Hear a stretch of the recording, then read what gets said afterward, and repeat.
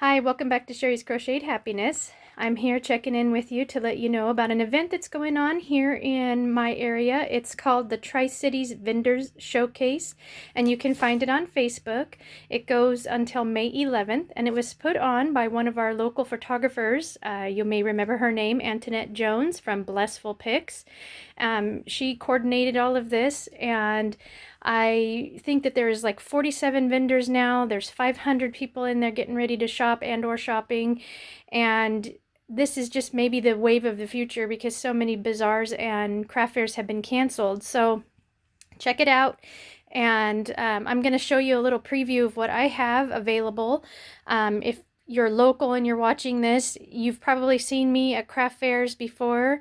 My display will maybe look familiar, or some of my items may look familiar. I do a lot of beanies, but I have been stretching my skills a little bit and stepping out into some more of the little stuffed animal things that are so fun to make. So I'm going to flip my camera around and show you what I have available. So I have beanies, which may not be something we want to use in the summertime, but think about the winter time. We've got Pikachu inspired. You probably know who that guy is if you have a little kid that watches PJ Masks. Elephants, kitty cats. I've got an alligator, Jason Voorhees, complete with a hatchet, or we got a little bat.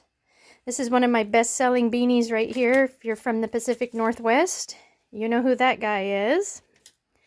And even if you're not, I'm sure you know who that is. All right, so we've got some little life back there and chocolate rabbit. These are my loveys. This is something pretty popular on some of the crochet pages that I'm on right now. It's basically like a big granny square, and it's just the perfect size for a kid to hang on to and to snuggle with.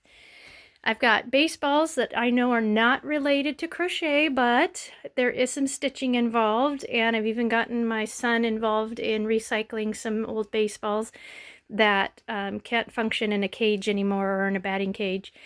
I've got some mini pumpkins up here. Never too early to think about the fall. I've got a half-finished basket of vegetables back there. If I get an order for it, I can finish it. Pumpkins, more pumpkins, another lovey, a jellyfish. I always want to call this an octopus, but he's a jellyfish. More beanies. I've got the beanies that have the hole in the top so your ponytail can go through. And as always, all of my flowers button off, so if the beanie needs to be washed or you're just not feeling the flower, it can come off, and then it just buttons right back on when you have two hands to do that. I've got beanies with faux pom-poms. I've got headbands galore. Again, all of my flowers button off and go back on. My headbands have buttons in the back for some adjustability with the size. I've got lots of football colors with football buttons, and I have lots of regular ones that don't have football buttons, but I do have some baseball because, of course, I'm baseball. Lots of regular colored ones, and if I can find a pattern for it, I can probably make it. So if you have seen something crochet, let me flip down.